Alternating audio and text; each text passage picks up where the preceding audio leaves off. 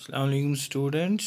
आज हम बात करेंगे, मैं इरशाद सर, आज हम बात करेंगे टाइप्स ऑफ डिजीज़ क्लास 9। पिछले क्लास में मैंने डिस्कस किया था डिजीज़ क्या होता है और डिजीज़ की कॉजेज़ किसकी वजह से होते हैं, यानी क्या क्या कॉजेज़ से डिजीज़ होती है। आज हम बात करेंगे कितने टाइप्स की डिजीज़ होती है। तो अगर हम बात करेंगे बेटा, डिजीज़ जो है ये सारा डिपेंड करता है ड्यूरेशन पे, यानी depending upon the duration for which A disease persist, यानी कितनी देर तक कोई डिजीज़ लंबी हो सकती है, कोई छोटी हो सकती है, यानी शॉर्ट टाइम के लिए हो सकती है। उस हिसाब से जो है हमारे पास डिजीज़ के दो टाइप्स हैं। एक डिजीज़ को हम कहते हैं एक्यूट डिजीज़ और दूसरी डिजीज़ जो है उसको हम कहते हैं chronic disease.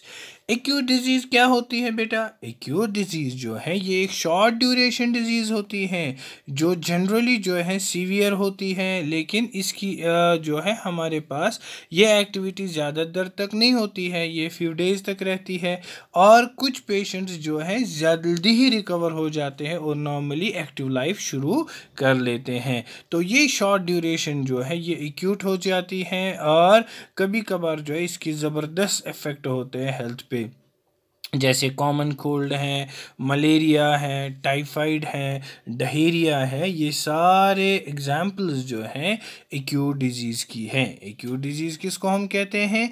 It is a short duration disease, यानी जो जनरली कितनी होती है, रिलेटिवली सीवियर इसका कोर्स होता है और कुछ दिन तक ही रहते हैं और पेशेंट उसके बाद रिकवर हो जाता है, नॉर्मल अपनी लाइफ गुजारना शुरू कर लेता है। उसके बाद दूसरी डिजीज़ जो है उसको हम कहते हैं क्रोनिक डिजीज़। क्रोनिक डिजीज़ जो है ये हो गई है last for a long time, यानी कभी कभार ये ज़िंदगी भर भी रहती है, अल्लाह ताला बचाए, और किसी को तो डेथ का कारण भी यही बन सकता है, यानी ये वो डिजीज़ है, these disease last for a long time even as much as life time को भी कभी किसी को हो सकती है। और क्रोनिक डिजीज़ जो है इसका लॉन्ग टर्म इफ़ेक्ट होता है पेशेंट के हेल्थ में, जैसे किसी को डायबिटीज़ हो गई और उसको डॉक्टर रिकमेंड करते हैं कि भाई आप उसको दवाइयाँ जब तक ज़िंदा है खानी पड़ती है, या किसी को ट्यूबरकुलोसिस हो गई। ट्यूबरकुलोसिस जो है लाइफ टाइम नहीं रहती है, इसके लिए भी डॉक्टर हजरात जो है कभी किसी को 3 महीने, किसी को 9 महीने, किसी को 1 साल, किसी को 1.5 साल ये दवाई इस तरीके से दी जाती है। और इसके बाद और एक बीमारी है जिसको हम एल्फेंटियासिस कहते हैं। एल्फेंटियासिस जो है ये वो बीमारी है जिसमें हाथी जैसी टांग होती है और इस बीमारी को हम फिलेरियासिस भी कहते हैं। इस बीमारी को हम फिलेरियासिस भी कहते हैं। जब हम आके पढ़ाएंगे यानी बीमारियों की ओर आएंगे एक एक करके, तब हम इस बीमारी को अलग से पढ़ेंगे, लेकिन यहाँ पर मैं कहूँगा एल्फेंटियासिस जो बीमारी है इसको हम फिलेरियासिस भी कहते हैं। और इसको जो है ये एक वर्म से होती है जिसको हम कहते हैं वोचेरिया बैंक्रॉफ्टी, ये उस वर्म से होती है। या आर्थराइटिस, ये हमारे पास क्रॉनिक डिजीज़ हमारे पास आ जाते हैं। या कार्डियोवैस्कुलर डिजीज़, कैंसर, ये सारे वो डिजीज़ हैं जो लॉन्ग टाइम डिजीज़ होते हैं। इसके बगैर हमें ये देखना है कि क्या डिज़ीज़ पहले से थी कि यानी पैदा होने के बाद हो गई। उस बिना पे हमने डिज़ीज़ को क्लासिफाई किया है दो कैटेगरीज़ में। एक को हम कहते हैं कंजेनिटल डिजीज़, दूसरे को हम कहते हैं एक्वायर्ड डिजीज़। सो क्या कहा बेटा मैंने कहा हमारे पास डिजीज़ के टोटल 4 टाइप्स है। एक को हमने देखा कि कितनी देर तक रहेगी, अगर शॉर्ट ड्यूरेशन तक रही तो एक्यूट डिजीज़ कहलाएगी, अगर लॉन्ग टाइम तक रही तो क्रॉनिक डिजीज़ कहलाएगी। तो इस तरीके से हमें देखना है क्या बीमारी बचपन से ही थे जब से पैदा हुआ, कि बचपन यानी पैदा होने के बाद। उस बुनियाद पे हमारे पास दो डिजीज़ है, एक को हम कहते हैं कंजेनिटल डिजीज़, दूसरे को हम कहते हैं एक्वायर्ड डिजीज़। अब सबसे पहले हमें बोलना है कंजेनिटल डिजीज़ किसको कहते हैं। यहाँ पर कंजेनिटल डिजीज़ उनको कहते हैं यानी अगर किसी को बीमारी बचपन से ही हो, यानी जब से वो माँ के पेट से पैदा हो गया तब से ही उसको ये बीमारी होती है, और उसको कहते हैं कंजेनिटल डिजीज़। उसको हम क्या कहते हैं? Congenital disease. कंजेनिटल डिजीज़ क्या कह सकते हैं हम? दीज आर एनाटॉमिकल और physiological abnormalities present since birth, यानी यहाँ पर जो जब बच्चा पैदा होता है ये डिजीज़ के साथ पैदा होता है। जैसे हमारे पास ये बीमारी जो है किसकी वजह से हो सकती है, या तो ये जीन या क्रोमोसोमल म्यूटेशन की वजह से हो सकता है, या एनवायरमेंटल फैक्टर्स की वजह से हो सकता है। ये जो क्रोमोसोमल म्यूटेशन है, सबसे पहले मैं कहूँगा म्यूटेशन किसको कहते हैं। म्यूटेशन कहते हैं सडन हेरिटेबल चेंज, कोई भी चेंज आना ऑर्गेनिज्म के अंदर, या हम खुद वो चेंज ला सकते हैं, आर्टिफिशियली भी हम वो चेंज ला सकते हैं। लेकिन यहाँ पर म्यूटेशन में हम क्या कहते हैं, यहाँ चेंज आ जाती है, स्ट्रक्चर जो है इंडिविजुअल क्रोमोसोम में उसमें चेंज आ जाती है, ये जिसकी वजह से इम्बैलेंस हो जाता है क्रोमोसोम के पार्ट में। जैसे किसी को क्रोमोसोम एक डिलीट हो गया, किसी को किसी क्रोमोसोम में डुप्लीकेशन हो गई यानी डबल हो गया, इस तरीके से फिर प्रॉब्लम्स आ जाती है। और उन्हीं प्रॉब्लम्स की वजह से फिर हीमोफीलिया हो सकता है, या कलर ब्लाइंडनेस हो सकता है, या स्कल सेल एनीमिया हो सकता है, या डाउन सिंड्रोम हो सकता है, या टर्नर सिंड्रोम हो सकता है। यानी ये अलग अलग सिंड्रोम्स हैं जो एक इंसान को हो सकते हैं। तो यहाँ पर हमारे पास इसको हम कहते हैं क्रोमोसोमल म्यूटेशन, यानी अगर जब कोई बच्चा इस तरीके से पैदा होगा उसको वो कंजेनिटल डिजीज़ होती है। या कोई प्रॉब्लम होती है जिसको हम एनवायरमेंटल फैक्टर्स कहते हैं, जिसमें हमारे पास क्लेफ्ट पैलेट आता है या हेयर लिप आता है। यानी यहाँ पर क्लेफ्ट पैलेट कहते हैं जहाँ पर जो है क्लेफ्ट पैलेट या लिप, ये दोनों को जब कोई बच्चा पैदा होता है उसको वहाँ से ही पैदा होते हुए ही जो है लिप्स पे कट होता है, या पैलेट को, यानी पैलेट हम कहते हैं roof of the buccal cavity जो है हमारे पास, ऑरल कैविटी मुंह के ऊपर से जो है उसको हम पैलेट कहते हैं। पैलेट हमारे पास दो किस्म का होता है, एक को हम कहते हैं सॉफ्ट पैलेट, दूसरे को हम कहते हैं हार्ड पैलेट। अगर किसी को वहाँ पर कट होता है तो उसको हमारे पास क्या कहते हैं, एनवायरमेंटल फैक्टर्स में ये आ जाता है। लेकिन किताबें लिखती है एनवायरमेंटल फैक्टर उसमें कम है, जैसे स्मोकिंग है, अल्कोहल है, ज़्यादातर उसमें जेनेटिकल फैक्टर ही होता है।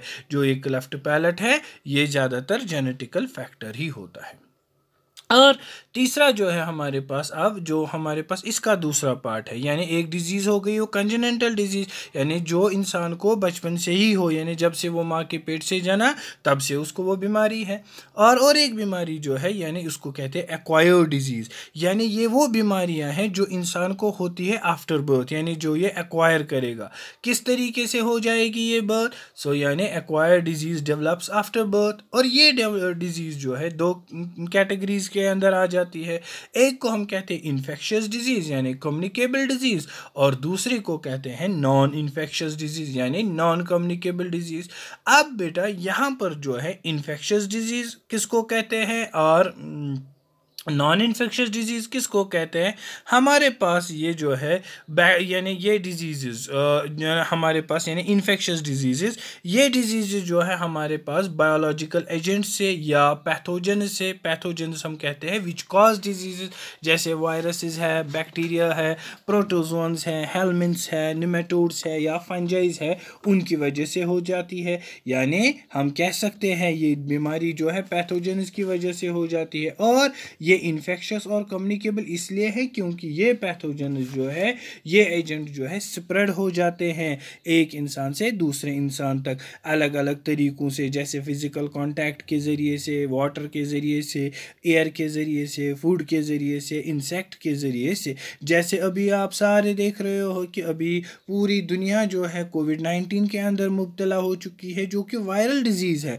वो भी जो है कम्युनिकेबल डिजीज़ है। इसीलिए कहा जाता है किसी के साथ हाथ मत मिलाओ, मास्क लगा के रखो, क्योंकि अभी पूरे साइंटिस्ट्स को ये भी पता नहीं चल रहा है कि ये एयरबॉर्न है, वाटरबॉर्न है, सारे अपने अपने अभी थेरीज देते हैं। लेकिन हमें एहतियात करने को बोला कि सारे अपने घरों के अंदर बैठो, सोशल डिस्टेंसेस रखो, ताकि किसी भी तरीके से दूसरे इंसान के अंदर ना जाए। जो भी डिजीज़ एक दूसरे से यानी एक पर्सन से दूसरे पर्सन तक जाती है उसको हम कौन सी डिजीज़ कहते हैं, कम्युनिकेबल डिजीज़। क्या कहते हैं, कम्युनिकेबल डिजीज़।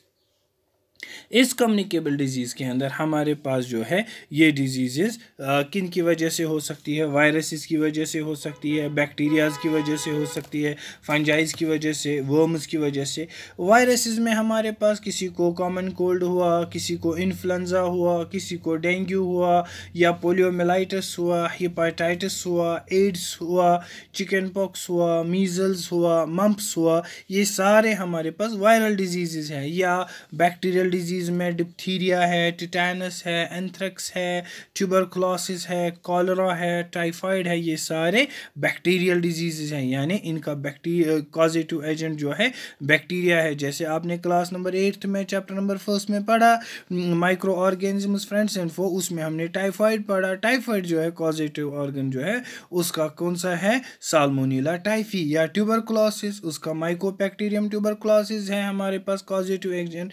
इसी तरीके से हमारे पास बीमारियां हैं जो फंजाई से हो सकती है, रिंगवर्म है, एथलीट्स फुट है, ये फंजाइज की बीमारियां हैं। या प्रोटोजोन से मलेरिया है, काला आजार। काला आजार जो है, काला आजार बीमारी को हम जो है ये पैरासाइट है, इसको हम दुमदुम फीवर भी कहते हैं। क्या कहते हैं, दुमदुम फीवर। या इस काला आजार का मतलब है ब्लैक सिकनेस। क्या नाम है इसका बेटा, ब्लैक सिकनेस या Dumdum fever, which is caused by a protozoan called Leishmania donovani. Leishmania donovani, क्या कहा बेटा मैंने, प्रोटोजोन्स के अंदर मलेरिया आती है, जो यानी काला आजार जो है उसको हम कहते हैं ब्लैक सिकनेस और Dumdum fever which is caused by a protozoan called Leishmania donovani. और उसके बाद हमारे पास स्लीपिंग सिकनेस हो सकती है। या वर्म से हमारे पास एस्कैरियासिस, एल्फेंटियासिस को मैंने पिछले स्लाइड में कहा भी, उसको हम फ्लैरियासिस भी कहते हैं। दूसरी जो बीमारी है उनको हम कहते हैं non infectious diseases. Non infectious diseases क्या होता है, ये वो डिजीजेज है जो कन्फाइंड रहते हैं उसी इंसान को जिसको ये हुई हो और ये वहाँ से स्प्रेड नहीं हो। फॉर एग्जांपल अगर किसी को अल्लाह बचाए कैंसर हो और उस कैंसर पेशेंट के साथ हम गले भी मिल सकते हैं, कोई प्रॉब्लम नहीं है, यानी वो कैंसर वैसे नहीं होता है। यानी नॉन इन्फेक्शियस डिजीजेस का मतलब हुआ जो कन्फाइंड रहेंगे उसी पर्सन तक जिसको वो हुई हो और वो स्प्रेड नहीं होते हैं। और ये जो नॉन इन्फेक्शियस डिजीज़, इनको हम नॉन कम्युनिकेबल डिजीज़ भी कहते हैं। ये किसकी वजह से होता है, या ये इसकी वजह से होता है अगर मानो किसी इंपॉर्टेंट ऑर्गन ने काम करना छोड़ दिया, यानी प्रॉपरली फंक्शन नहीं करते हैं, जैसे हार्ट की डिजीज़ है या एपिलेप्सी है। एपिलेप्सी जो है आपने देखा होगा, किसी को चक्कर आता है और जो है लिप्स ये बहुत दूर तक पहुंचते हैं, यानी जो माउथ है उसको कश्मीरी में हम उसको मिर्गी कहते हैं। और उस एपिलेप्सी को हम, ये एक बीमारी है, यानी हम इसको प्रॉपरली कह सकते हैं malfunctioning of some important organs, यानी जहाँ पर ये कोई ऑर्गन हमारे पास इम्पॉर्टेंट ऑर्गन्स काम नहीं प्रॉपरली करेंगे। या किसी को डाइट की कमी मिलेगी या उसको उसकी वजह से कोई डिफिशिएंसी हो जाएगी मिनरल्स की, वाइटामिन्स की। जैसे आपने बचपन में देखा होगा, क्लास नंबर 6 में आपने साइंस में देखा, आपको छोटे बच्चे दो थे जिनको टांगे बहुत पतली थी और उसको हम ख्वाशकर या मरासमस कहते हैं। ये सारे जो है प्रोटीन डेफिशिएंसी डिजीज़ है। इसी तरीके से बेरी है, स्कर्वी जो है, नाइट ब्लाइंडनेस है, ये सारे जो है डिफिशिएंसी डिजीज़ है, यानी जहाँ पर कमी होती है, डाइट में कोई प्रॉब्लम होती है। डाइट में क्योंकि हमें बैलेंस डाइट खाना चाहिए जिसमें कार्बोहाइड्रेट्स, प्रोटीन्स, फैट्स, वाइटामिन सारी चीज़ें होनी चाहिए, लेकिन यहाँ पर जो है डिफिशिएंसी की वजह से ये बीमारी हो सकती है। या हाइपो या हाइपर सिक्रीशन ऑफ हार्मोन्स, मिसाल के तौर पर किसी को सिक्रीशन ज़्यादा निकलेगी या किसी को सिक्रीशन कम निकलेगी, उसको जो है जैसे हमारे पास डायबिटीज़ है, आयोडीन डिफिशिएंसी यानी ग्वाइटर है या एक्सोप्थेलमिक ग्वाइटर है, इसी तरीके से थायराइड है, ये सारे हमारे पास हाइपो या हाइपर सिक्रीशन की वजह से होती है। जैसे हमारे पास बेटा प्रोटीन डिफिशिएंसी मैंने कहा ख्वाशकर है, प्रोटीन डिफिशिएंसी में मैंने मरासमस कहा, और नाइट ब्लाइंडनेस जो है विटामिन डिफिशिएंसी है, और बेरी जो है ये भी हमारे पास विटामिन डिफिशिएंसी है। या हमारे पास जो है स्कर्वी हमारे पास विटामिन डिफिशिएंसी है, यानी विटामिन सी की डिफिशिएंसी है। ग्वाइटर वगैरह ये जो है आयोडीन की डिफिशिएंसी होती है।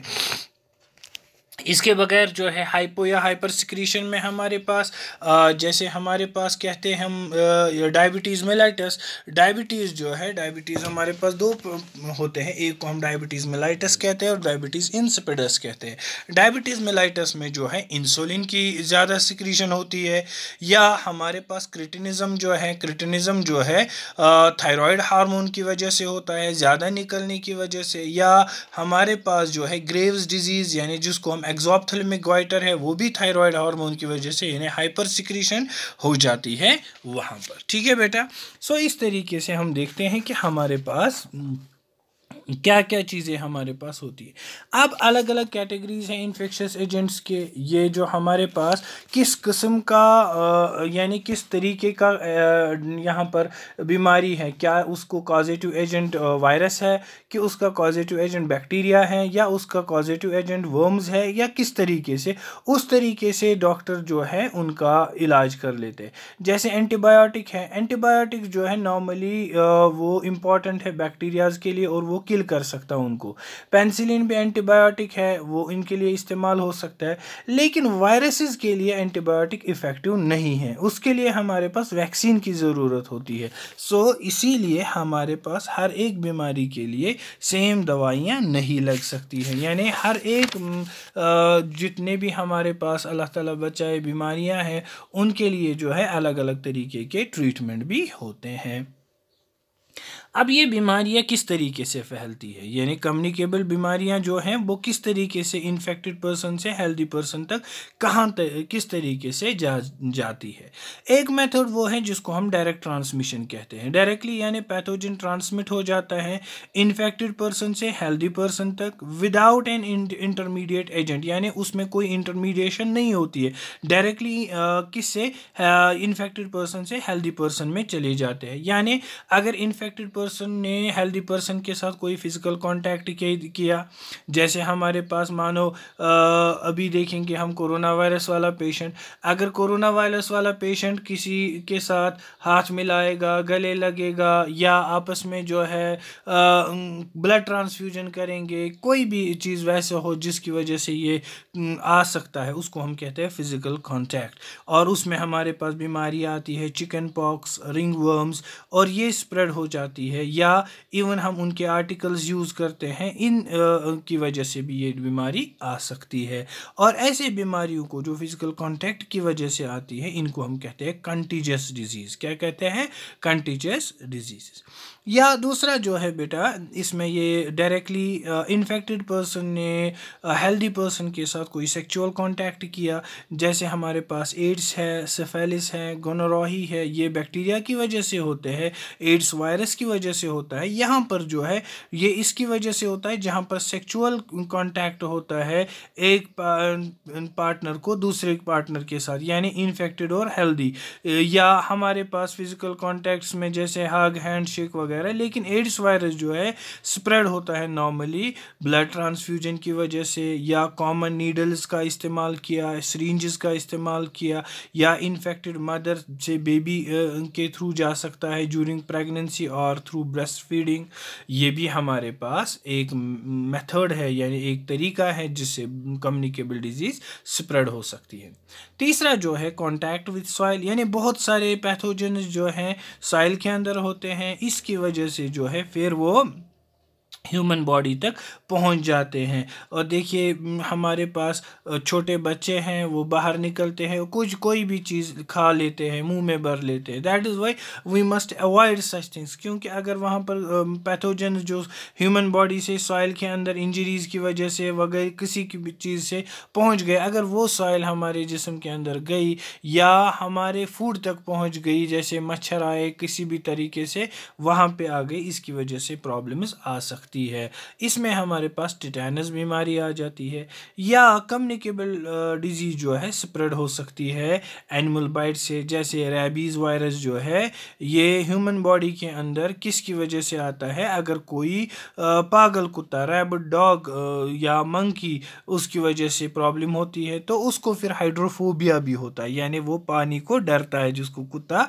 काट देता है। ये या यहाँ पर जो है ये यानी स्प्रेड हो सकती है प्लेसेंटल ट्रांसमिशन। यानी बेटा जब पैथोजन स्प्रेड हो सकता है इंटरमीडिएट एजेंट, यानी यहाँ पर जो है इसकी वजह से एड्स है, जर्मन मीजल्स है या सिफिलिस है, ये ट्रांसमिट हो सकता है इन्फेक्टेड मदर से फीटस थ्रू प्लेसेंटा। प्लेसेंटा जो है एक कनेक्शन होता है जो फीटस को यानी माँ के पेट के अंदर जो बच्चा होता है उसको कनेक्ट करता है और उसी के ज़रिए से उसका नरिशमेंट हासिल होती है, उसके ज़रिए से भी इन्फेक्शन आ सकता है। और ये सारे मेथड्स यानी physical contact, sexual contact, contact with soil, animal bites या transplacental transmission, these were the spreads of communicable disease and comes under direct transmission। अब हमें बात करनी है इनडायरेक्ट ट्रांसमिशन कैसे हो सकती है, यानी जहां पर कोई मीडिएशन होती है। इनडायरेक्ट ट्रांसमिशन हो गया spread of pathogen of some diseases through some intermediate agent, यानी जहां पर कोई इंटरमीडिएट एजेंट होता है। जैसे इंटरमीडिएट एजेंट हो गया, जैसे एयर के थ्रू हो गया तो ये एयरबॉर्न बन गई, यानी इन्फेक्शियस माइक्रोब्स जैसे कोई कॉमन कोल्ड है, ट्यूबरकुलोसिस है, निमोनिया है, ये एयर की वजह से हो सकते हैं। यानी अगर मानो इन्फेक्टेड पर्सन ने स्नीज किया और वो जो है पैथोजेंस अब एयर में अवेलेबल हो गए, अगर नज़दीक में किसी कोई था उसको वो भी ब्रीथ कर सकता है तो उसको भी आ सकते हैं स्नीजिंग से, कफिंग से या स्पिटिंग से, जो भी उधर नज़दीक रहेगा। तो इसीलिए जब भी कोई स्नीज करे उसको अपना कर्चिफ या हाथ रखना ज़रूरी होता है और हैंड वॉश करना ज़रूरी होता है। सो इसीलिए जहाँ पर क्राउडेड एरिया होता है वहाँ पर एयरबॉर्न डिजीज़ जो है ज़्यादा फैलने का खतरा होता है। दूसरा जो है वो होता है कंटामिनेटेड फूड और वाटर, यानी अगर किसी ने गंदा पानी पिया, कॉलरा, हेपेटाइटिस, डायरिया, एस्कारिसिस, ये सारे इन्फेक्शियस डिजीज़ हैं जो कंटामिनेटेड वाटर की वजह से, फूड की वजह से इंसान ने खाया यानी लिया। और कंटामिनेशन जो है ये कहाँ से आता है, जो एक्सक्रीटा होता है इन्फेक्टेड पर्सन का, जो इस गंदे पानी में मिक्स हुआ होता है या फूड में मिक्स हुआ होता है, चाहे डायरेक्टली या फ्लाइज के थ्रू, इसके ज़रिए से कंटामिनेशन हो सकती है। तीसरा मेथड जो है वो है वेक्टर्स। वेक्टर्स किनको कहते हैं, यानी ये लिविंग ऑर्गेनिजम्स हैं जो स्प्रेड करते हैं पैथोजेंस इन्फेक्टेड पर्सन से हेल्दी पर्सन।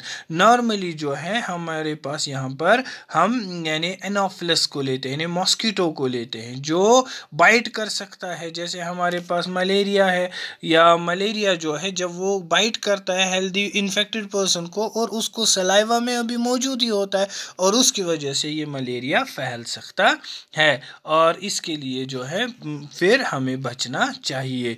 और सिमिलरली हमारे पास लास्ट मेथड जो है उसको हम कहते हैं फोमाइट बॉर्न। फोमाइट बॉर्न मतलब हो गया जिन यानी वो आर्टिकल जिनके साथ इन्फेक्टेड पर्सन ने छुआ और उसके अंदर भी इन्फेक्शन हो सकता है, और जैसे डोर है, हैंडल्स है, टेप्स है, यूटेंसिल्स है, गारमेंट्स है, करेंसीज है, इनको अगर इन्फेक्टेड पर्सन ने छुआ तो उसकी वजह से, जैसे right now we are all under the epidemic COVID 2019, तो इसके ज़रिए से अगर कोई इन्फेक्टेड पर्सन है, फॉर एग्जांपल कोविड-19 पेशेंट डेथ हो जाता है, कोई भी पर्सन उसको नज़दीक नहीं जा सकता है, उसको कॉफिन में भरते हैं, बैग में भरते हैं, सो दैट, और उसको इतना गहरा ग्रेव खोदना पड़ता है कि ताकि किसी दूसरे पर्सन को इन्फेक्ट ना हो जाए। सो इसी तरीके से जिस इंसान ने फिर उसके साथ कांटेक्ट किया होता है तो उसको फिर क्वारंटाइन करना पड़ता है, सो दैट उसको चेक किया जाता है।